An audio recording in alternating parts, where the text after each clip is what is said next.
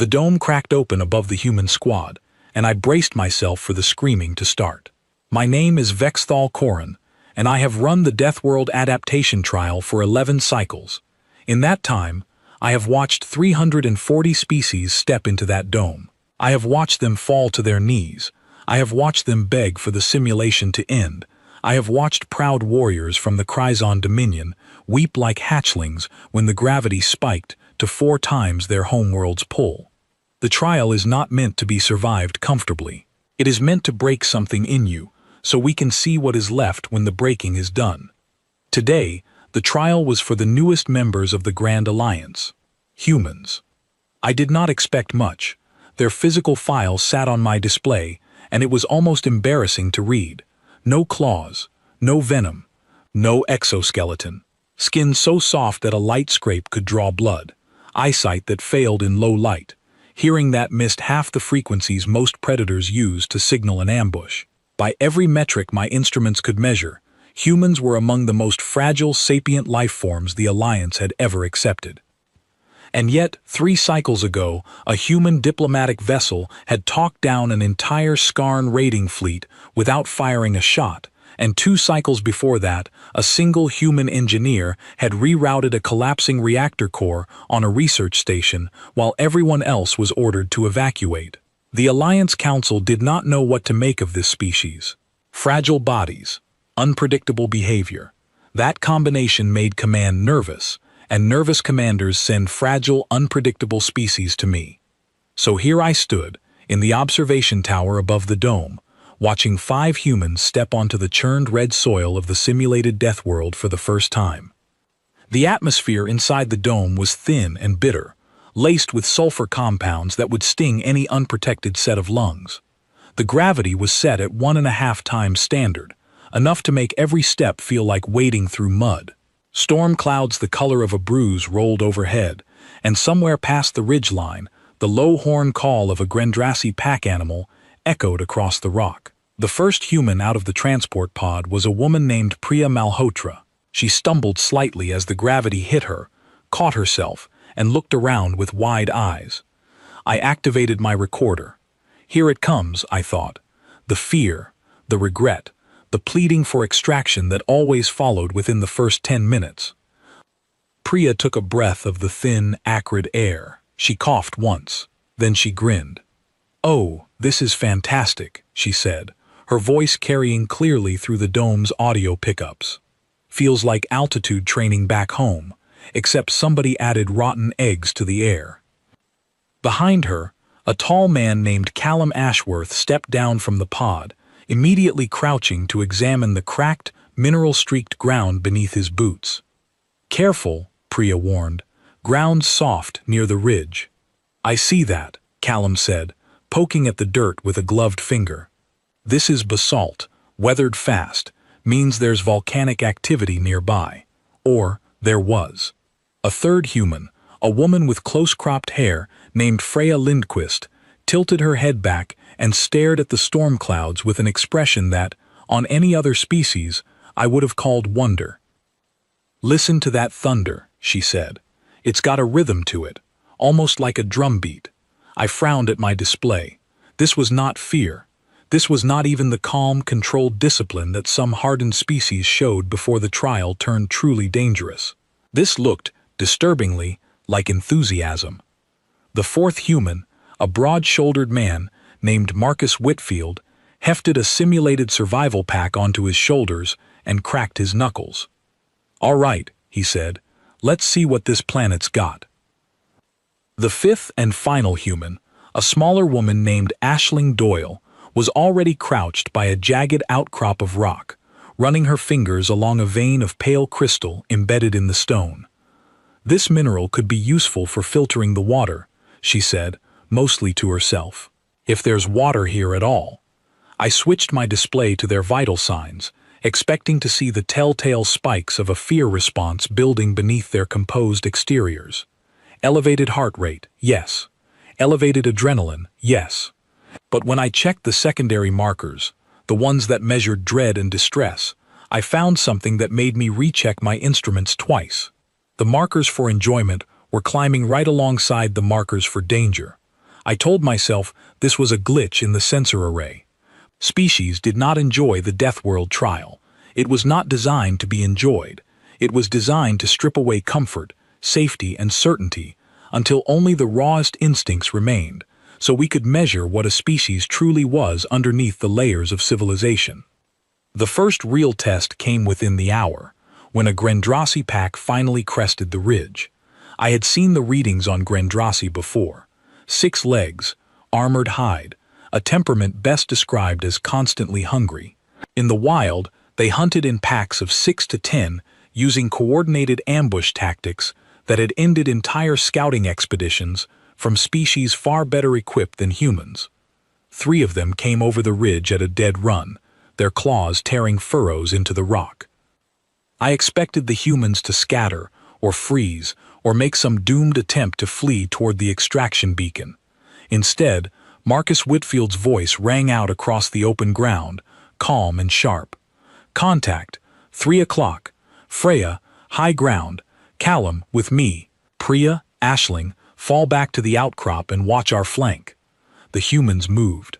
Not in panic, not in disarray, but in a pattern, each of them sliding into position as though they had rehearsed this exact scenario 100 times before.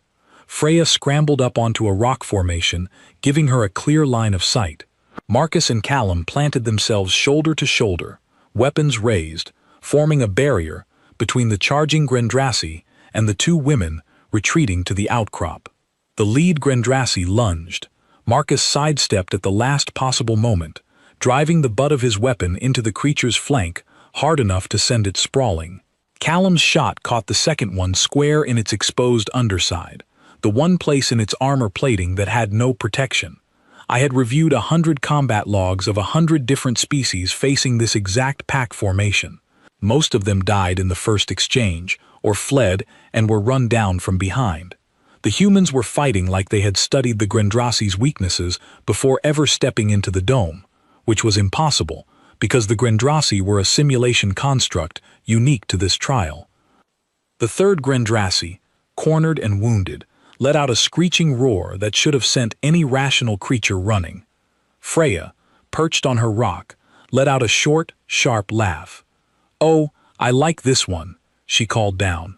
"It's got spirit." She put it down with a single well-placed shot a moment later, and as the creature collapsed, she actually looked disappointed, as though the fight had ended too soon. I stared at my display in silence. The trial's algorithm registered the pack as neutralized within 4 minutes. My own combat evaluators back on my homeworld took an average of 11 minutes to clear a similar pack, and they were trained soldiers who had spent their entire lives preparing for exactly this kind of confrontation. Priya walked over to the fallen Grendrasi, crouching beside it with something that looked disturbingly like fondness. "Poor thing," she said, "big scary teeth, and it still couldn't land a hit. Should we eat it?" Callum asked, not entirely joking. "Absolutely we should eat it," Marcus said. "Waste not, want not. I want to be clear about something. In 11 cycles of running this trial, I have never once heard a recruit joke about consuming a creature that had just tried to kill them. Fear does not produce jokes. Fear produces silence, or screaming, or the frantic scramble toward extraction protocols. What I was witnessing did not fit any pattern I understood. By the end of the first day inside the dome, the humans had built a shelter from salvaged debris and the bones of the Grendrasi pack, established a rough map of the surrounding terrain, and were sitting around a small fire, sharing rations and laughing about the encounter as though recounting a pleasant afternoon activity rather than a near-fatal predator engagement. I sat alone in the observation tower long after my shift should have ended, running the sensor logs over and over, searching for the malfunction that would explain what I had seen. There was no malfunction. The instruments were functioning perfectly. The humans genuinely were enjoying themselves. Aisling's voice crackled through the dome's audio pickup as she leaned back against the shelter wall, staring up at the alien stars. "You know," she said, "for a planet that wants to kill us, it's actually kind of beautiful out here." Freya laughed. "Wait until tomorrow. I heard the trial gets harder the longer we survive." "Good," Marcus said, tossing another piece of fuel onto the fire. I was getting bored. I switched off my display and sat back in my chair, feeling something I had not felt in 11 cycles of running this trial. It was not quite fear, and it was not quite confusion. It was the uncomfortable sensation of watching a system I understood completely begin to behave in a way I could not predict at all. Somewhere above the dome, in the true sky beyond the simulation, a council session was already being scheduled. Word of the day's readings had reached higher offices faster than I expected, and I had a feeling that tomorrow was going to bring far more than an increase in gravity and predator density. I had no idea, in that moment, just how right I was. The morning brought a summons I had been dreading since the moment I filed my first day's report. Ambassador Shreet of the Kryzon Dominion requested my presence in the observation chamber before the second trial day began, and when a member of the Council's Oversight Committee requests your presence, you do not make them wait. I arrived to find Shreet already seated at the central console, reviewing the previous day's data with an expression I had learned, over many cycles of working alongside the Dominion, to associate with barely contained alarm. "Evaluator Corin," Shreet said without looking up, "explain these readings to me." I did not need to ask which readings. I had spent half the night trying to explain them to myself. The humans showed elevated positive affect markers throughout yesterday's engagement, I said. Enjoyment indicators, alongside the expected stress and adrenaline responses. I am aware of what the data says, Evaluator. I am asking you to explain how this is possible. I hesitated, because the honest answer was that I did not know. It's possible the trial parameters were miscalibrated for this species. Human physiology is unusual. Perhaps their threat response is simply wired differently than we accounted for. Sirit's crest flared, a Kryzon expression I recognized as deep displeasure. The purpose of this trial, Evaluator, is to determine whether a species can be trusted with the responsibilities of frontline alliance service without becoming a liability under extreme stress. If a species enjoys extreme stress, what exactly are we measuring?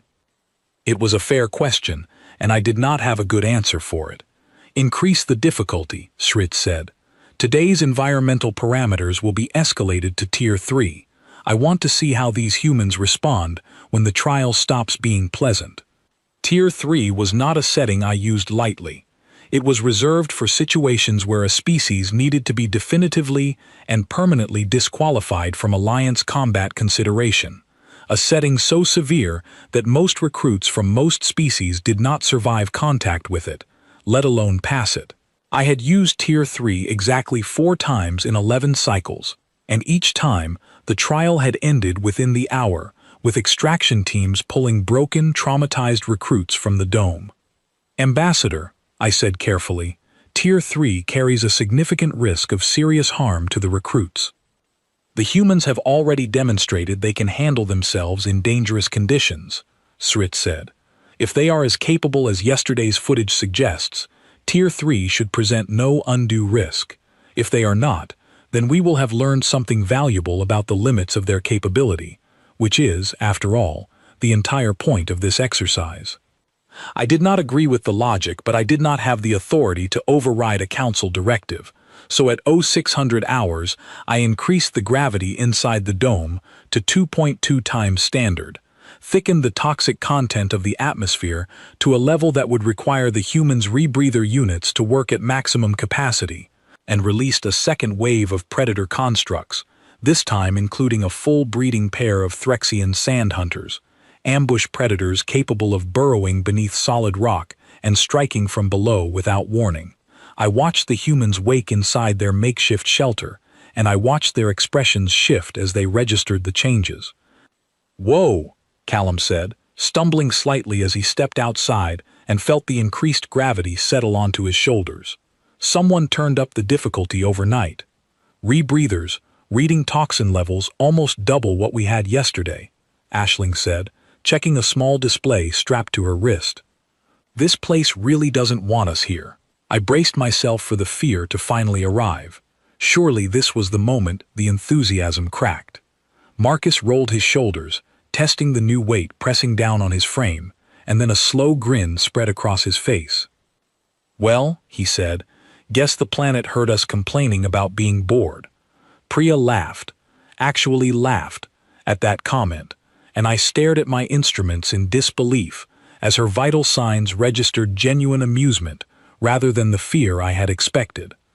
The Threxian sand hunters struck 2 hours later, exactly as designed, erupting from beneath the rocky ground in a spray of dust and debris, jaws already open, moving with a speed that had ended engagements with far more heavily armed and armored species in a matter of seconds. I have reviewed the footage of that encounter more times than I can count, and I still find it remarkable. Freya was the one closest to the first hunter's emergence point, and instead of freezing or fleeing, she threw herself sideways with a speed that surprised even me, rolling clear of the creature's initial strike and coming up into a crouch with her weapon already tracking its second lunge. "Second one's coming up behind Callum," she shouted, and Callum spun without hesitation, driving his weapon into the ground creature's exposed flank as it broke the surface, the impact sending a spray of dark ichor across the red dirt. The fight that followed lasted nearly 6 minutes, longer than the previous day's Grendrassi encounter, and considerably more dangerous. Aisling took a glancing strike across her upper arm that tore through her protective suit and drew blood. Real blood, the kind that would have ended most simulations immediately as recruits were pulled for emergency medical extraction. She looked down at the wound, hissed through her teeth, and then, astonishingly, laughed. "Okay, that one's going to leave a mark," she said, pressing a field dressing against the cut with practiced efficiency. "You all right?" Marcus called, not slowing his own engagement with the second hunter. "I'm great," Aisling shouted back. 10 out of 10 would get bitten again. I sat frozen at my console, watching her vital signs. Elevated pain response, yes, exactly as expected from a wound of that severity. But layered beneath the pain, that same stubborn thread of enjoyment persisted, as though some part of her found the entire ordeal thrilling rather than traumatic. By the time both sand hunters were neutralized, the humans had suffered 2 significant injuries, exhausted a considerable portion of their medical supplies, and used nearly all of their ranged ammunition. By any reasonable measure, this had been a costly, dangerous encounter. They sat together afterward, tending to Aisling's wound and Callum's bruised ribs, and the conversation that followed was not the shaken, traumatized processing I had witnessed from other species after brutal encounters.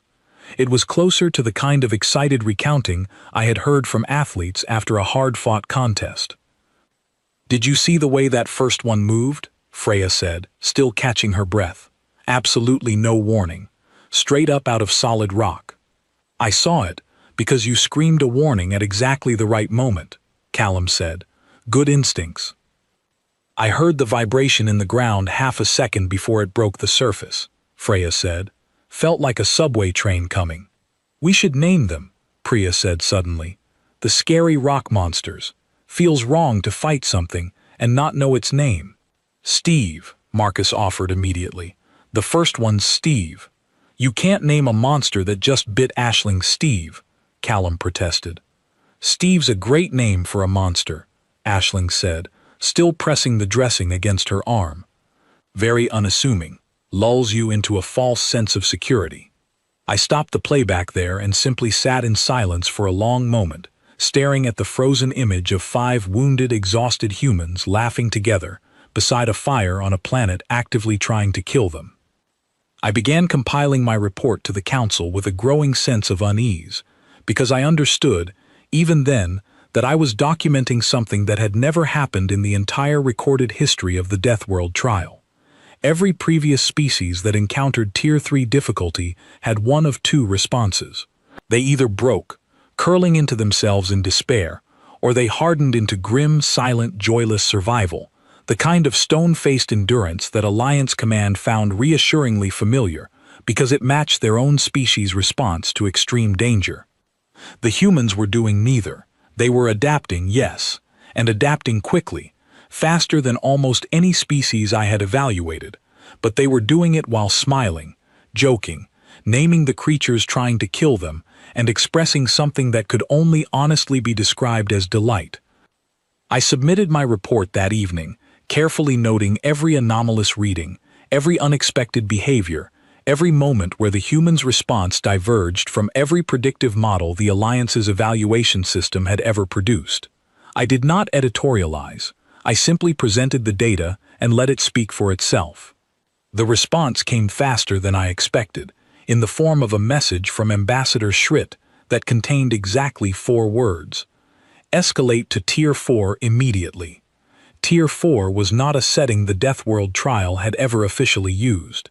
It existed only in theoretical specification, a difficulty level designed by the Alliance's engineering core as an absolute upper bound, a level intended to be so overwhelming that no species, regardless of physical capability, could reasonably be expected to survive contact with it for more than a few minutes. I stared at the message for a long time before responding. Ambassador, I wrote back, Tier 4 has never been tested on a living recruit. The risk of fatality is extremely high. The response came within seconds. That is precisely the point, Evaluator. We need to know what breaks them. Every species has a breaking point. Find theirs. I looked out through the observation tower's viewport at the dome below, where 5 exhausted, injured, and inexplicably cheerful humans slept beside a dying fire, unaware that in a few hours I would be initiating a difficulty level that no living being had ever survived, and unaware that their response to it would change how the entire Alliance understood their species, forever. I did not sleep that night. I sat in the observation tower, running simulations, trying to predict what Tier 4 would do to these 5 people, and every model I ran returned the same grim probability. Statistically, someone was not going to walk out of that dome when the sun rose. I had never doubted the wisdom of the Deathworld trial before. That night, for the first time in 11 cycles, I found myself hoping, quietly and against every rule I was sworn to follow, that the humans would prove every one of my models wrong. Tier 4 began at exactly 0500 hours, and within the first 30 seconds I understood why it had never been tested on a living recruit. The gravity generators strained audibly as they pushed the internal field to 3 times standard, a pressure that would crush the skeletal structure of most Alliance species within minutes of sustained exposure.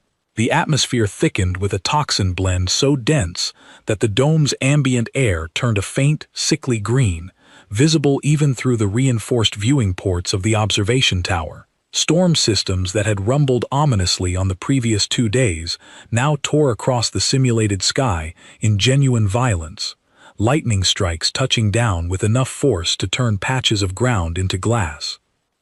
And then there were the Vorak. I want to explain what a Vorak is, because until that morning, I had only ever released Vorak constructs into empty simulation environments during calibration testing, never into a live trial with actual recruits present. A Vorak is an apex predator construct modeled after the single most dangerous creature ever cataloged by Alliance survey teams, a 9-legged horror the size of a transport vehicle, capable of moving in complete silence across any terrain, possessing a neurotoxin bite that could drop a creature 4 times its own body mass within seconds, and hunting not alone but in coordinated groups that communicated through a combination of subsonic vibration and chemical signaling that made ambush nearly impossible to detect. I released 2 of them into the dome that morning, and I did so with a churning, sick feeling in my chest that I had never experienced before in 11 cycles of this work. The humans woke to gravity that immediately dropped 2 of them to their knees. "That's not right," Callum gasped, struggling to push himself upright against the crushing new weight. "That's not right. That's too much. Too fast." Priya was on the ground, one hand pressed against her chest, breathing in short, controlled bursts. "Everyone, slow breathing," she managed. "Slow breathing. Don't fight the weight. Work with it." I watched, and for the first time since the trial began, I saw genuine strain in their vital signs, a spike in cortisol and adrenaline that finally matched the fear response I had expected from the very beginning. But I did not see panic. Marcus forced himself upright, one hand braced against the wall of their shelter, his face pale, but his voice steady. "Report. Everyone sound off." "Here, just about," Aisling grunted. "Here," Freya said, her voice tight with strain but controlled. "Here," Callum managed. "Here," Priya said, pushing herself up despite the crushing gravity. "Okay," Marcus said. "This is bad. This is genuinely bad. But we've handled bad before. We adapt, we move slow, we conserve energy, and we figure out what's changed." I sat forward in my chair, watching the readings with an intensity I had never felt during a trial before. Something was different this time, and I needed to understand what. The atmosphere sensors on their suits began flashing warnings, the toxin density finally exceeding what their rebreather units were rated to filter indefinitely. "Rebreathers are struggling," Aisling reported, her voice tighter now. "We've got maybe 6 hours before the filters saturate completely. Then we find shelter with cleaner air pockets, or we find a way to extend filter life," Marcus said. "Aisling, can you rig something? Give me 20 minutes and access to that mineral vein I found yesterday," Aisling said. "The crystal structure might work as a rudimentary filter medium." This is the part of the report that I have rewritten more times than any other section, because I struggled, and continue to struggle, to adequately convey what I witnessed over the following hours. Under conditions that should have produced total physiological collapse, under gravity that should have made even standing an exhausting struggle, breathing air that was slowly poisoning them, the humans did not stop functioning. They slowed down, yes. They moved with obvious difficulty. Every action clearly cost them more effort than it should have. But they kept moving, kept problem-solving, kept supporting one another with a coordination that showed no signs of the fear-driven breakdown I had expected. The Vorak found them 4 hours in.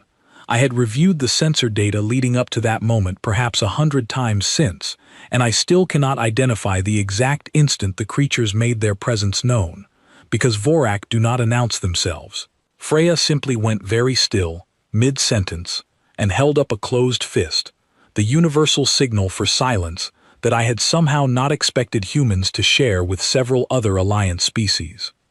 "Something's here," she whispered. "I don't see it. I feel it. Ground's wrong." "Wrong how?" Marcus whispered back. "Vibration patterns off. Too smooth. Something's moving without touching the surface directly." I stared at my display in disbelief. The Vorak's silent movement had been specifically engineered to be undetectable by conventional means, and yet this human, using nothing but instinct and whatever subtle changes she had noticed in the ambient environment, had somehow sensed its approach before it struck. The first Vorak emerged from beneath a rock formation 8 meters to their left, and even with Freya's warning, the sheer speed of its charge nearly caught them completely off guard. Its 9 legs propelled it across the broken ground in a blur, jaws already parting to reveal the twin neurotoxin fangs that had ended so many theoretical simulations in the engineering division's calibration tests. What happened next, I have watched more times than any other footage in my career, because I genuinely could not believe it the first time I saw it. Marcus did not run. He threw himself directly into the creature's charging path, driving his weapon into its foreleg joint with every ounce of strength his crushed, gravity-strained body could produce, and the impact was enough to throw the Vorak's charge off, just enough that its fangs closed on empty air a hand's width from his shoulder instead of finding their mark. "Now!" he bellowed, and Callum, positioned exactly where their earlier coordination had placed him, fired directly into the exposed underside of the creature's thorax, the one vulnerability that the Alliance's own combat database listed for this creature type, information the humans should not have had access to, and yet somehow had anticipated through nothing but careful observation of the creature's anatomy in the split second they had to assess it. The Vorak shrieked, a sound that should have paralyzed any sapient creature with primal terror, and staggered backward. The second Vorak struck from the opposite direction, precisely as its species' coordinated hunting pattern dictated, aiming for the moment when the human's attention was divided. Priya, still struggling against the crushing gravity, threw herself into its path anyway, using a length of debris as an improvised barrier, buying Aisling the half-second she needed to complete whatever modification she had been making to her filter system and pivot with a small device that released a burst of concentrated chemical irritant directly into the creature's sensory organs. The Forok recoiled, disoriented, and Freya's shot, fired with a precision that should not have been possible for someone whose body was being crushed under 3 times standard gravity, found the gap in its armor plating that the creature's momentary blindness had exposed. Both Vorak retreated, wounded and disoriented, back into the storm-lashed darkness beyond the human's small camp, and the 5 of them stood together, gasping, shaking, bleeding in several places, surrounded by evidence of the most dangerous encounter any recruit had ever survived at this difficulty level. For a long moment, nobody spoke. I held my breath, waiting for the delayed reaction, the moment where the accumulated horror of everything they had just endured finally overwhelmed them. Aisling started laughing first, a slightly hysterical, breathless sound, but a genuine laugh nonetheless. "We just fought off 2 of those things," she said. 2 of them, under this gravity. "I think I broke a rib," Callum said, still catching his breath. "Worth it," Marcus said, sinking down onto a rock, his whole body trembling with exhaustion. "That was, without question, the single most intense thing that has ever happened to me, and I once got caught in a building collapse during an earthquake." "You never told me about a building collapse," Priya said. "Wasn't relevant until now," Marcus said. "Point is, this was worse, and somehow also more fun." "More fun," Freya repeated, disbelief and something like giddy exhilaration mixing in her voice. "Marcus, I think that thing's teeth missed you by centimeters." "I'm aware," Marcus said. "Adrenaline's still going. Ask me again in an hour. I might have a different answer. Right now, though, I feel incredible." I stopped the footage there, my hand hovering over the console, and sat in silence for a very long time. I had run this exact scenario in theoretical modeling dozens of times before authorizing its live release. Every model predicted a minimum 60% fatality rate for any recruit exposed to dual VOC-RAC contact under Tier 4 gravity conditions. The humans had not only survived, they had driven both creatures into retreat, sustained no fatalities, and were now sitting together in the storm-lashed dark, trading jokes about the encounter as though recounting a particularly exciting sporting event. I compiled my report with hands that were, I noticed distantly, not entirely steady. The Council's response came almost immediately, and this time it was not Ambassador Schritt alone who requested my presence, but the full Oversight Committee, 6 representatives from 6 different Alliance member species, all of whom had apparently been monitoring the live feed in real time. Evaluator Korin, the presiding representative said, a Threxian elder named Vorkal, whose species had, ironically, provided the genetic template for one of the very creatures that had just failed to kill the human squad. "Explain what we just witnessed." "I don't fully understand it myself," I admitted.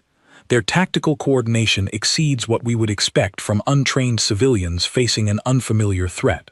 Their physiological resilience under extreme gravitational and toxic stress exceeds our models. And their psychological response to mortal danger appears to be, for lack of a better description, positive." "Positive," Vorkal repeated slowly.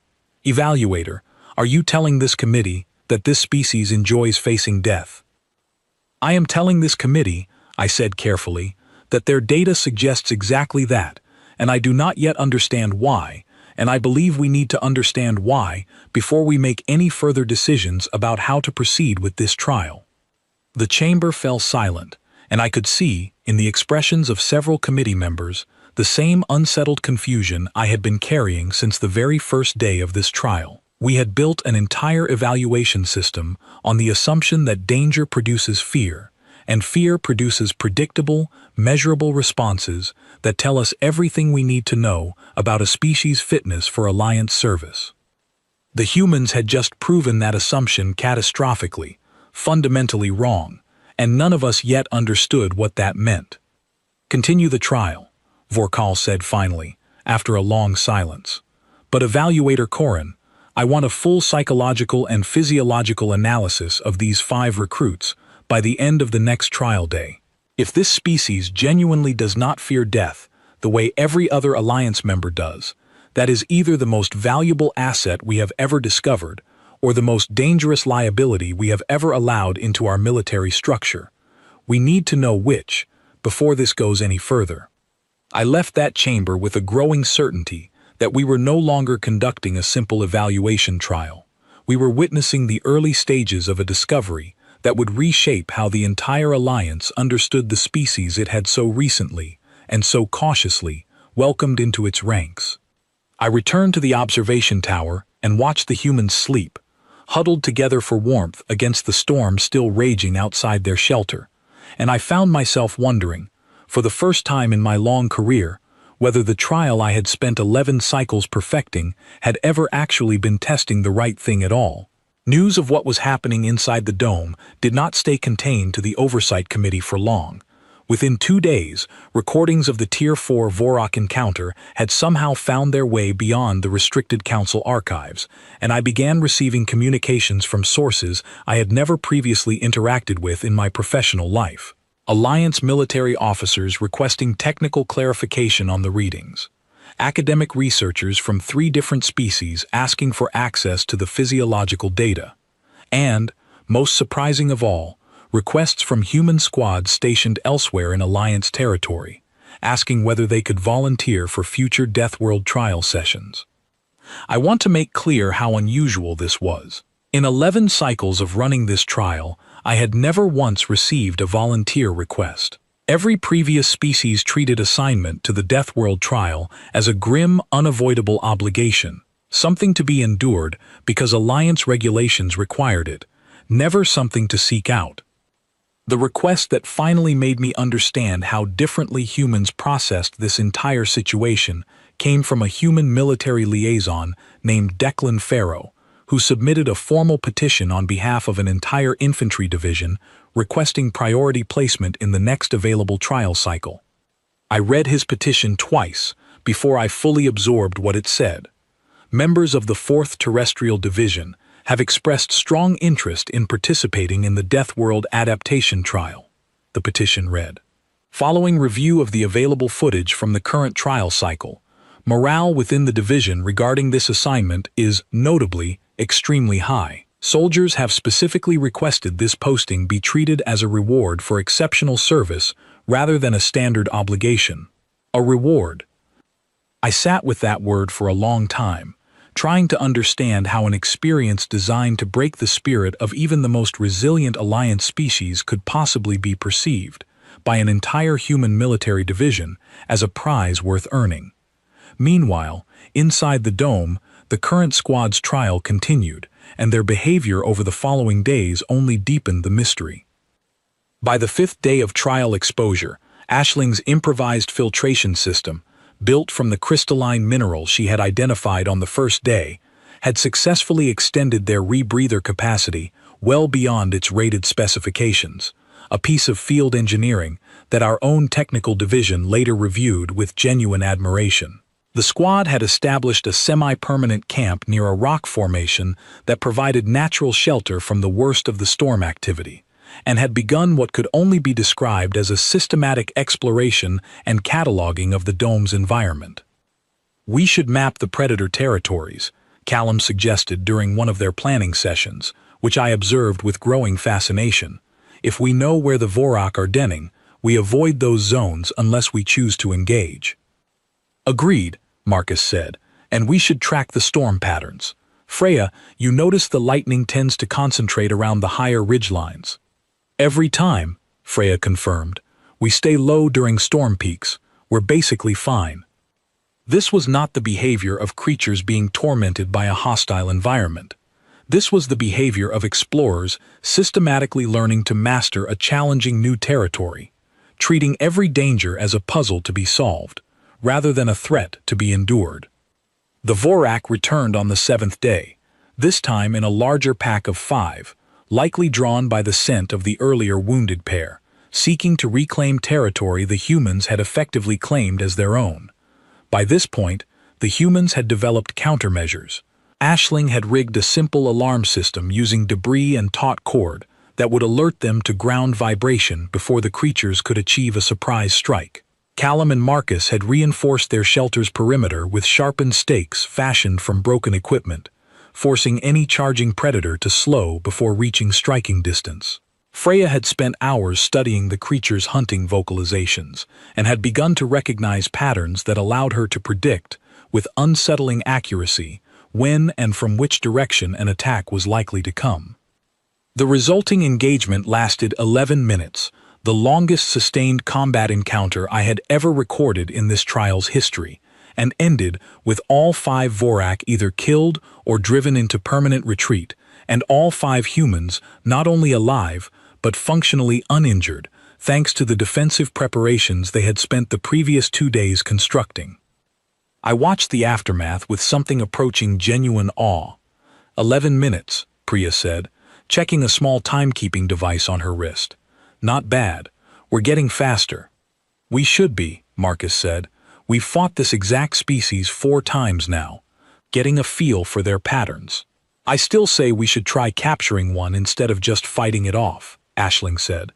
Imagine studying one of these things up close, in a controlled setting.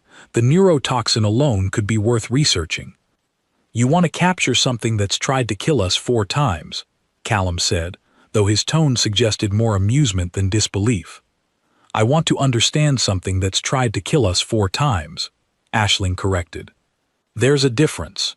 Knowledge is the whole point of being here, isn't it? I paused the recording at that moment, struck by something in her framing that I had entirely failed to appreciate until then.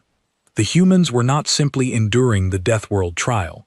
They were treating it as an opportunity, a chance to learn, to test themselves, to gather understanding about an unfamiliar and hostile environment, in exactly the same spirit that a curious child might approach a challenging new game. I began to understand, slowly and with growing unease, that our entire evaluation framework had been built on a fundamental misunderstanding of how danger and fear related to one another. We had assumed that all sapient species process mortal threat the same way, that fear is a universal constant, that the only variable across species is how well they manage to suppress or control that fear in the moment. Humans, it seemed, processed threat through an entirely different framework, one where danger and reward were not opposites, but were somehow intertwined, where the very act of facing something dangerous and prevailing against it produced a kind of satisfaction that other species associated only with safety and comfort. The Oversight Committee's psychological analysis, completed at the end of the 7th trial day, confirmed what I had begun to suspect through direct observation. The report, compiled by a team of Alliance psychologists working alongside a human specialist named Dr. Neve Sullivan, who had been brought in specifically to help interpret the data, contained a passage that I have returned to many times since, because it fundamentally reshaped how I understood the species I had spent a week evaluating. Human psychology, the report stated, appears to have evolved under conditions of persistent, unavoidable environmental and social threat throughout the majority of their species' developmental history. Rather than developing an aversion response to danger, a significant portion of human neurological reward circuitry appears to be directly linked to the successful navigation of risk. This is not a malfunction or an anomaly. This is, according to Dr. Sullivan, a core evolutionary adaptation that allowed the species to persist and expand despite originating on a world that, by any objective measure, ranks among the most consistently hostile environments ever surveyed by Alliance exploration teams.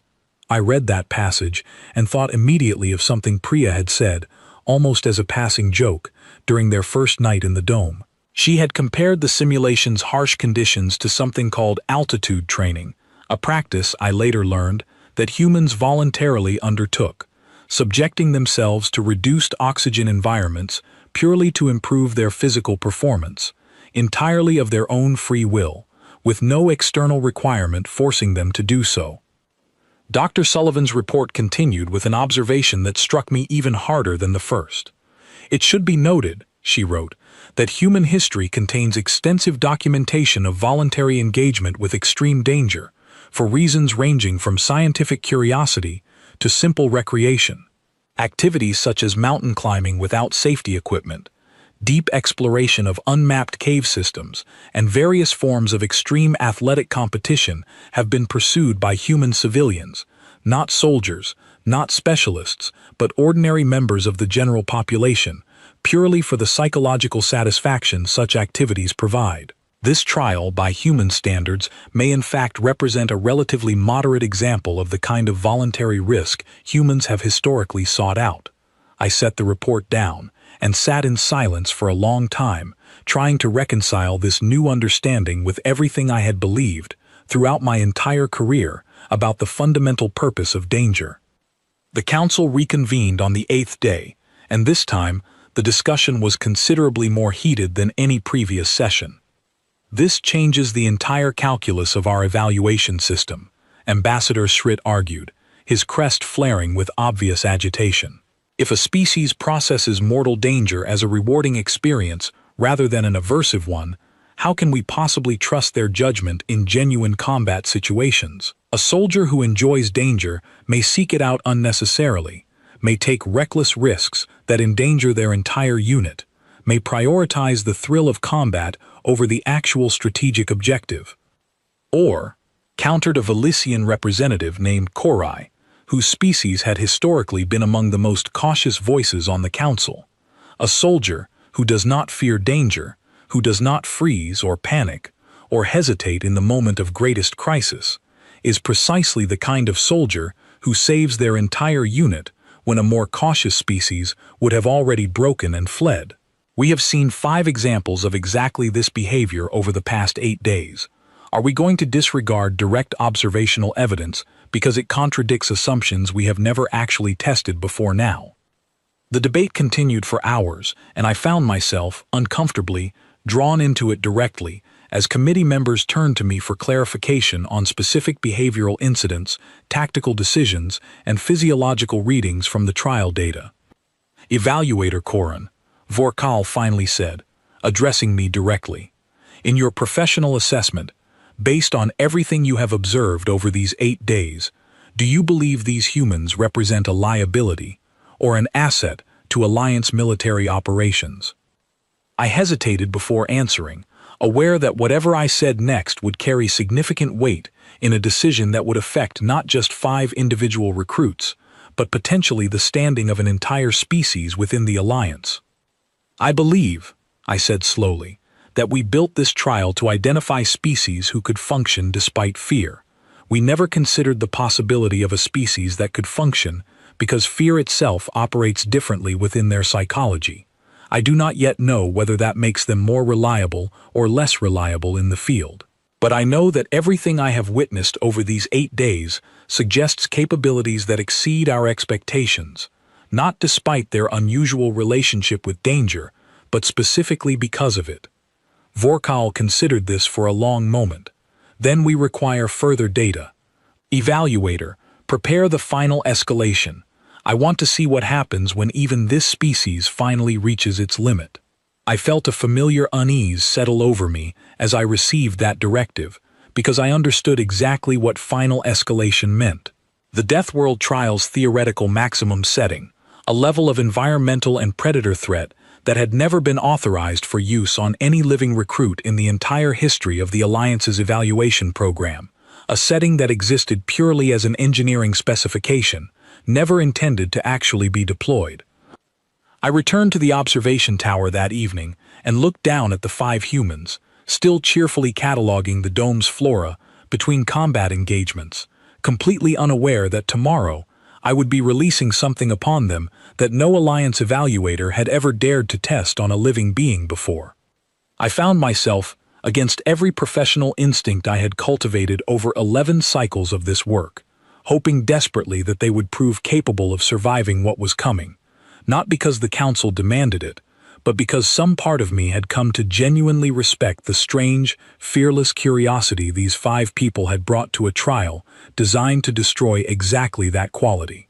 The final escalation protocol required an authorization code I had never used before, and my hand hesitated over the console for a long moment before I entered it. I had spent the entire night reviewing the specifications for what the engineering corps called terminal configuration, a setting theorized during the original design phase of the Deathworld trial as an absolute upper limit, a scenario so severe that its purpose was never to be survived, only to definitively prove that some threshold of danger existed beyond which no sapient species could reasonably be expected to function. The gravity would rise to 4 times standard, a level that would place catastrophic strain on skeletal and cardiovascular systems even for the most physically robust Alliance species. The atmosphere would become directly poisonous rather than merely toxic, requiring perfect rebreather function with zero margin for equipment failure. And the environmental collapse protocol, a feature I had never once activated in 11 cycles, would begin a systematic breakdown of the dome's structural simulation itself, causing genuine ground destabilization, structural collapse of terrain features, and a final release of every remaining predator construct simultaneously, rather than in the carefully managed waves I had used throughout the previous week. This was not a test of endurance anymore. This was, by design, an unsurvivable scenario, created specifically to establish an absolute limit that no species could be expected to exceed. I entered the authorization code at 0400 hours, and I watched the readings shift on my display with a growing sense of dread that I could not entirely suppress, despite my professional training. The humans woke to conditions that, within seconds, made every previous day of the trial look gentle by comparison. "Ground's shaking," Callum shouted over what had become a constant, grinding rumble beneath their shelter. "This isn't storm activity. This is structural. Everyone up, now." Marcus's voice cut through the chaos, and I watched 5 figures scramble out of their shelter just as the rock formation that had sheltered them for the past several days began to crack apart, massive fissures spreading across its surface with a speed that suggested the entire terrain feature was actively collapsing. The gravity hit them like a physical wall, and I watched all 5 humans stagger, several dropping immediately to their knees, under a weight that their bodies, even after a week of gradual adaptation, were simply not built to withstand. "This is bad," Priya gasped, struggling to draw breath against both the crushing gravity and the genuinely poisonous atmosphere, now seeping past the absolute limits of their rebreather capacity. "This is really, genuinely bad. Everyone stay calm, stay together." I watched their vital signs with an intensity that made my own hearts race, and for the first time in the entire trial, I saw something that looked, finally, unmistakably, like fear. Not panic, not the breakdown I had originally expected on the very first day, but a clear, sharp spike of genuine dread as their bodies registered, correctly, that this level of environmental hostility exceeded anything they had previously encountered. And then the predators arrived, all of them, simultaneously, the full remaining roster of every dangerous construct the dome had ever contained, released in a single overwhelming wave that no evaluation trial had ever unleashed on a living recruit before. Grendrasi packs, faster and more numerous than the first encounter. Threxian sand hunters, erupting from destabilizing ground that no longer offered any safe footing, and Vorak, an entire pack of them this time, circling the humans through air thick with poison and dust, their silent approach made almost irrelevant by the sheer chaos of the collapsing terrain around them. I nearly reached for the emergency termination protocol in that moment. Every instinct I had cultivated over 11 cycles screamed that this scenario had crossed from evaluation into something closer to execution, that no combination of skill or resilience could reasonably be expected to overcome conditions this severe. My hand hovered over the termination control, and I hesitated, because some part of me, the part that had spent 8 days watching these 5 people refuse to break under conditions that should have destroyed them, wanted to see what happened next. "We're not going to survive this by fighting everything at once," Marcus shouted, his voice strained against the crushing gravity but somehow still steady. "We need to get to defensible ground, now." There, Freya pointed toward a rock formation that, unlike most of the surrounding terrain, appeared to be holding together despite the structural collapse spreading across the dome. High ground, natural choke point, Only one real approach. Move, Marcus bellowed, and the 5 humans, injured, terrified, gasping for breath in poisoned air, under gravity that should have made running impossible, somehow forced their bodies forward, dragging each other along when individual strength failed, moving as a single desperate unit toward the only defensible position visible in the collapsing landscape. They reached it with seconds to spare before the first Grendrasi pack closed the distance, and what followed was, by every measure I had ever used to evaluate combat performance, the single most desperate and remarkable fighting withdrawal I had witnessed in my entire career. Callum took a Grendrasi's claw across his thigh, a wound serious enough that I flagged it immediately for emergency extraction consideration, and yet he continued fighting, using the rock formation's narrow approach to funnel the attacking creatures into a bottleneck where only 1 or 2 could reach the humans at a time, buying his companions the seconds they desperately needed. "Sand hunters, incoming from below," Aisling screamed, and Priya, without hesitation, threw herself directly over the small crack in the ground where a Threxian hunter's approach had been detected, using her own body weight and a length of debris to jam the creature's emergence just long enough for Freya to put a shot through the gap that ended the threat. The Vorak pack circled at the edges of the chaos, waiting, I understood with cold clarity, for the moment when exhaustion and injury finally broke the humans' coordination, the moment their formation inevitably collapsed under the combined weight of gravity, poison, injury, and sheer overwhelming numbers. That moment, by every model my instruments had ever produced, should have arrived within minutes. It did not come. I watched, transfixed, as 5 badly injured, thoroughly exhausted humans continued fighting, continued protecting one another, continued making split-second tactical decisions with a clarity that should have been impossible under conditions this extreme, for nearly 40 minutes, an engagement duration that exceeded every previous encounter combined by a significant margin. "Marcus, we can't keep this up much longer," Aisling shouted, her voice raw with exhaustion, blood soaking through a dressing on her shoulder that had clearly failed to fully stop the bleeding. "We're running out of ammunition, running out of strength." "I know," Marcus said, and for the first time in the entire trial, I heard something in his voice that sounded genuinely uncertain, genuinely afraid. "I know. But we're still here. We're still fighting. That has to count for something."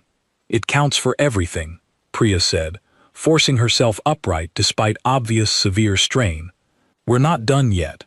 The Vorak pack chose that moment to commit to their final assault, all 5 creatures converging on the humans' position simultaneously, clearly calculating, with whatever cold predatory intelligence the construct's design had granted them, that this was the moment of maximum vulnerability, the moment the prey finally broke. What happened next has become, within the Alliance's evaluation community, something of a legendary account, discussed and analyzed far beyond the scope of my original report. Rather than breaking, rather than scattering in the desperate panic that any reasonable model would have predicted, the 5 humans, without any verbal coordination that I could detect in the audio logs, moved into a tight defensive formation, backs pressed against the rock formation's narrow choke point, weapons raised, and simply refused to yield ground. "Together," Marcus said, his voice carrying a strange, fierce calm despite everything, "we hold together, or we don't hold at all." The Vorak pack's charge met a wall of coordinated resistance that should not have been possible from 5 people in their physical condition, and in the chaos of poison, collapsing terrain, and overwhelming predator assault, something happened that no evaluation model had ever anticipated. They held. Not without cost. Every single member of the squad sustained additional injuries during those final desperate minutes. Freya took a Vorak's fang across her forearm, the neurotoxin dose thankfully insufficient to fully incapacitate her given the creature's weakened state from previous encounters. Marcus was struck hard enough to crack ribs on his uninjured side, but when the dust finally began to settle, when the last Vorak retreated, wounded and disoriented, back into the collapsing terrain, 5 humans remained standing, together, alive, having faced the single most severe scenario the Deathworld trial had ever been designed to produce, and having survived it. I sat in complete silence in the observation tower, watching 5 exhausted, badly injured people slowly lower their weapons, and I felt something I had never experienced before in 11 cycles of this work. It was not simply professional astonishment. It was something closer to genuine, profound respect. "We're alive," Callum said, his voice disbelieving, as he slowly sank down against the rock formation, cradling his injured leg. "I genuinely was not sure we would be." "Neither was I," Marcus admitted, and for the first time, I heard the true weight of what they had endured in his voice. The fear he had kept carefully controlled throughout the entire ordeal, finally surfacing now that the immediate danger had passed. That was, without exaggeration, the hardest thing I have ever done. "Was it worth it?" Aisling asked quietly, pressing a fresh dressing against her shoulder wound. There was a long pause before Marcus answered, and when he did, his voice carried a quiet certainty that I have thought about often in the time since. "Yes," he said simply. "It was terrifying. I have never been more afraid in my life. And yes, it was absolutely worth it, because we did it together, and we're still here." The dome's environmental systems began their scheduled shutdown sequence moments later, the trial's termination protocols activating automatically now that the terminal configuration scenario had run its designated duration. The gravity began to ease, the poisonous atmosphere began to clear, and the collapsing terrain, no longer actively destabilizing, began to settle into stillness. I submitted my final report to the council that evening, and for the first time in the entire trial, I found myself writing not as a detached evaluator, cataloging anomalous data, but as someone who had witnessed something genuinely extraordinary and wanted, more than anything, to convey its full significance to the people who would decide what came next. The Deathworld adaptation trial, I wrote, was designed on the fundamental assumption that fear is a universal constant among sapient species, and that the purpose of extreme danger is to identify the threshold at which that fear finally overwhelms function. Over the course of 8 days, 5 human recruits have demonstrated conclusively that this assumption does not hold true for their species. They experienced fear, genuine and severe fear, particularly during the final escalation, but that fear did not paralyze them. It did not fracture their coordination or their judgment. If anything, it seemed to sharpen their focus, deepen their commitment to one another, and produce a level of tactical performance that exceeded every theoretical model this evaluation system has ever produced. I recommend, in the strongest possible terms, that the Alliance reconsider the fundamental design of this trial for human recruits specifically. This species does not need to be broken to reveal their true capability. Their true capability was on display from the very first hour of the very first day, and every subsequent escalation only confirmed what should have been obvious from the beginning.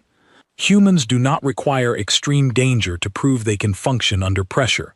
They require extreme danger, apparently, because facing it alongside people they trust appears to be, for reasons our current understanding of psychology cannot fully explain, one of the most meaningful experiences their species is capable of having.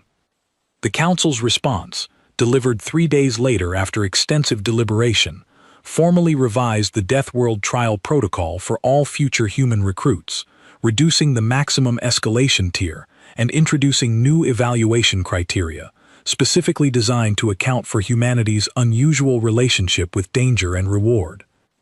I visited the 5 recruits one final time before they departed for their next assignment, technically a violation of standard evaluator protocol, but one I felt, after everything I had witnessed, was entirely justified. I found them gathered in a recovery ward, injuries healing under Alliance medical care, already laughing together about some detail of their ordeal that I had apparently missed in my review of the footage. "Evaluator Corin," Marcus said, noticing my approach and offering a respectful nod despite his still healing ribs. "Come to deliver our final scores." "I came," I said, "because I wanted to understand something, and I believe you are the only people who can explain it to me. Why? Why does danger feel, to your species, like something worth seeking out, rather than something worth avoiding at all costs? Marcus considered the question for a long moment before answering. "I think," he said slowly, "it's because we've always known the world could kill us, long before your alliance ever built a trial to prove it. Our history is full of ice ages, disasters, conflicts, diseases that nearly wiped us out more than once. We didn't get a choice about facing danger. What we got to choose was how we felt about it. Somewhere along the way, our species decided that fear alone wasn't going to be the only thing we felt when the world tried to kill us.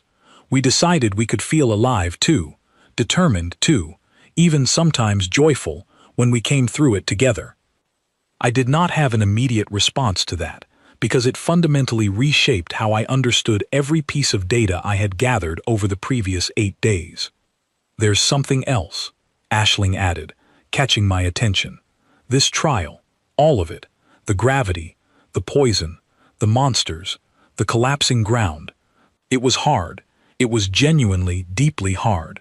But it was also, somehow, one of the best experiences of my life, because I got to test myself against something real, alongside people I now trust completely, and we made it through.